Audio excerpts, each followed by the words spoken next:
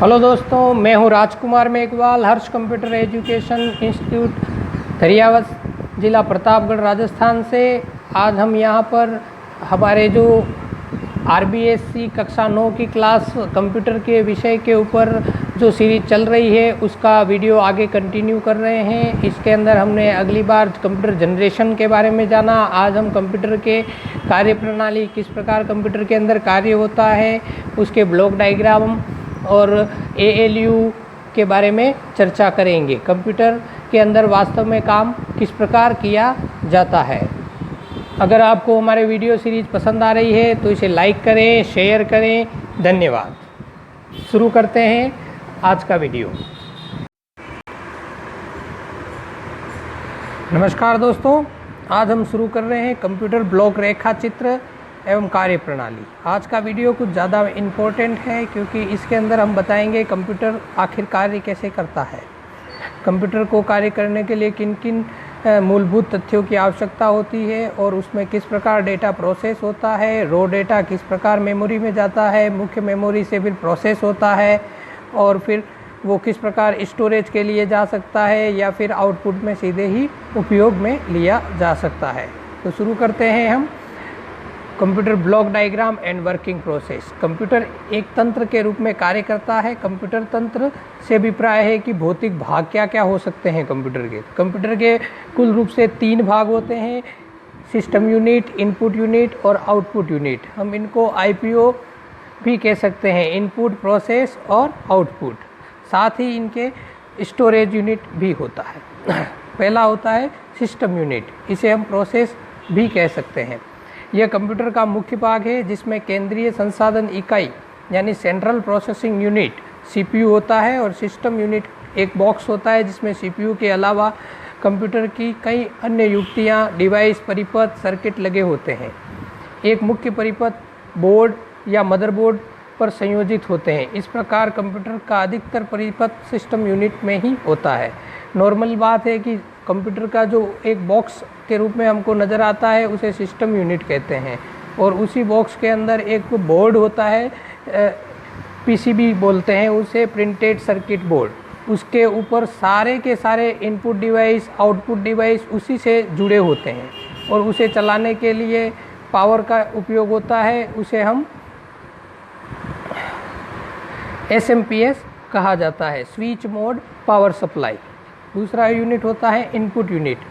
Computer system में data तथा programme विवरणों को की प्रविष्टि के लिए प्रयुक्त किए जाने वाली युक्तियां इनपुट यूनिट यानी आगम इकाई कहलाती है।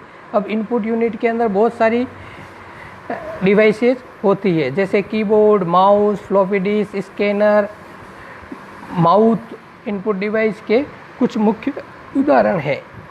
इनकी हम आगे विस्तृत चर्चा और करेंगे। तीसरी होती है आउटपुट यूनिट, निर्गम इकाई। कंप्यूटर सिस्टम से प्राप्त निष्कर्षों को लिखने तथा निष्कर्षों को मानवीय भाषा में प्रस्तुत करने वाली युक्तियां यूनिट निर्गम इकाई कहलाती है। मॉनिटर, प्रिंटर आदि कुछ सामान्य निर्गम युक्तियां आउटपुट डिवाइस हैं। इनकी चर्चा भी हम आगे करेंगे। यह है कंप्यूटर का ब्लॉक डायग्राम। इसके अंदर पहले डेटा, जो रो डेटा होता है, वो यूजर के द्वारा इनपुट किया जाता है, फिर वो मुख्य अपने केंद्रीय प्रोसेस इकाई के अंदर पहुंचता है, वहां से वो मेन मेमोरी के अंदर स्टोर होता है। मेन मेमोरी से फिर अगर वो डेटा किस प्रकार का है, उसके डेटा के नेचर के अनुसार उसके ऊपर काम होता है। डेटा अगर अर्थमेटिक या लॉजिकल है तो उसके ऊपर अर्थमेटिक काम होगा, या तार्किक है तो उसके ऊपर लॉजिकली कार्य होगा और इनका एक नियंत्रण इकाई द्वारा इनको नियंत्रित किया जाता है। उसके बाद डेटा आउटपुट होता है और डेटा को द्वितीय संस्करण इकाई के अंदर भी स्टोरेज किया जा सकता है। केंद्रीय संसाधन इकाई unit process, central processing unit, यह कंप्यूटर का दिमाग होता है। यह निर्देशों को क्रियान्वित करने के लिए किया जाता है, जिसे हम प्रोसेसर भी कहते हैं।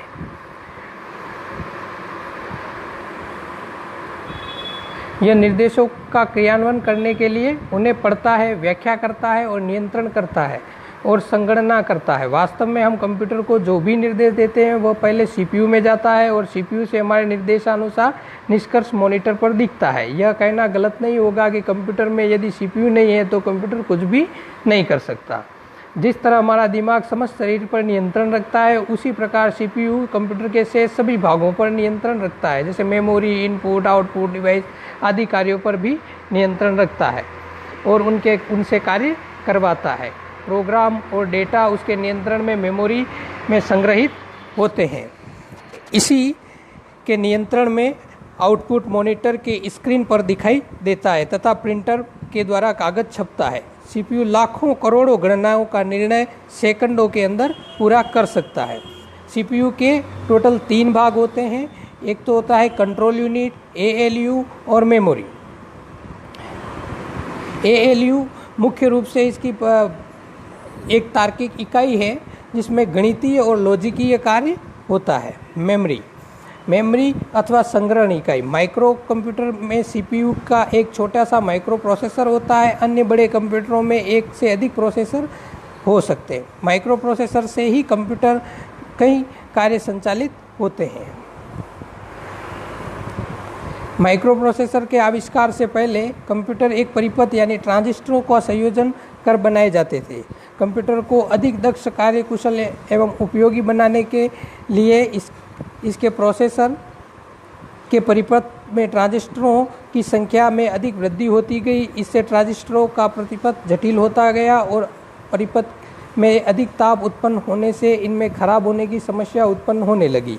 अतः एक ऐसे पुर्जे की आवश्यकता हुई जिसमें अनेक ट्रांजिस्टरों की तुल्य परिपथ हो। ऐसा पुर्जा ही माइक्रो प्रोसेसर कहलाता है।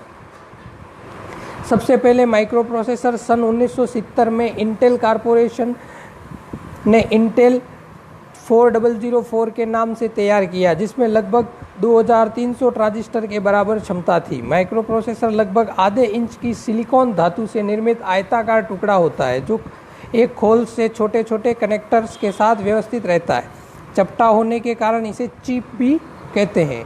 इंटेल 4004 चिप के बाद माइक्रो प्रोसेसर की तकनीकी में निरंतर विकास हुआ और इनकी क्षमता और गति बढ़ती गई। वर्तमान में विभिन्न गति एवं गणना क्षमता वाले माइक्रो प्रोसेसर उपलब्ध हैं। इनमें Intel Pentium, core 2 due, core i3, i5, i7, AMD आदि माइक्रो प्रोसेसर का उल्लेख है। अब आती है मुख्य इकाई यानी सेंट्रल यूनिट, जिसे CU भी कहते हैं। CPU में कंट्रोल यूनिट की बहुत अहम भूमिका है। नाम के अनुरूप ही यह कंप्यूटर की सूचनाओं के आदान प्रदान व कंप्यूटर के उपकरणों पर पूरा नियंत्रण रखती है। कंट्रोल यूनिट के मुख्य कार्य निम्नलिखित हैं। यह कंप्यूटर की समस्त आंतरिक क्रियाओं का संचालन करती है। यह इनपुट क्रियाओं का नियंत्रण करती है। यह मेमोरी से प्रोग्राम पढ़ती है और उनकी व्याख्या करती है। ALU व मेमोरी में वांछित क्रिया संपन्न करने के लिए तदनुसार निर्देश देती है। यह ALU को बताती है कि डाटा मेमोरी में कहाँ स्थित है, क्या क्रिया करनी है तथा प्रक्रिया के पश्चात निष्कर्ष परिणाम कहाँ संग्रहित होना है। ये सभी निर्देश विद्युत संकेतों के रूप में सिस्टम बस के नियंत्रण बस के माध्यम से कंप्यूटर के विभिन्न भागों तक संचारित होते हैं।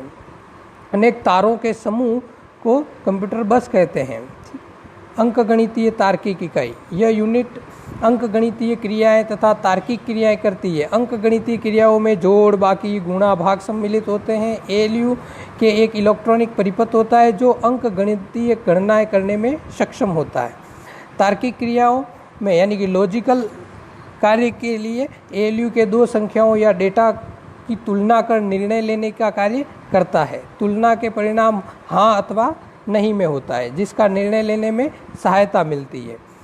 ALU कंट्रोल यूनिट CU की निगरानी में कार्य करता है। यह मेमोरी में डेटा प्राप्त करता है, उस पर गणनाएं करता है और परिणाम पुनः मेमोरी को ही लौटा देता है। ALU के कार्य करने की गति अति तीव्र होती है। यह लगभग 10 लाख गणनाएं प्रति सेकंड की गति से करता है। ALU में अनेक रजिस्टर और एक्यूमुलेटर होते हैं जो गणनाओं के दौरान क्षणिक संग्रह हेतु मेमोरी का कार्य करते हैं। ALU में डेटा पर कार्य करने होने के बाद परिणाम की या तो प्रदर्शन के लिए आउटपुट उपकरणों में भेज दिया जाता है या इन्हें मेमोरी में संग्रहित कर लिया जाता है।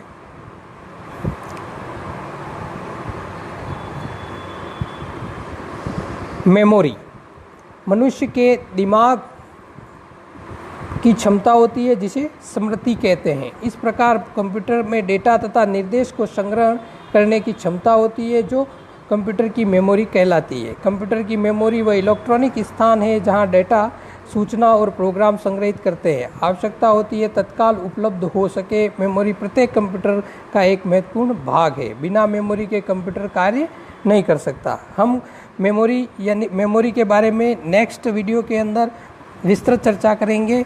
आपको अगर ये वीडियो पसंद आया है तो लाइक करें, शेयर करें। धन्यवाद। मैं हूँ राजकुमार मेघवाल, हर्ष कंप्यूटर एजुकेशन इंस्टीट्यूट धरियावत से। धन्यवाद।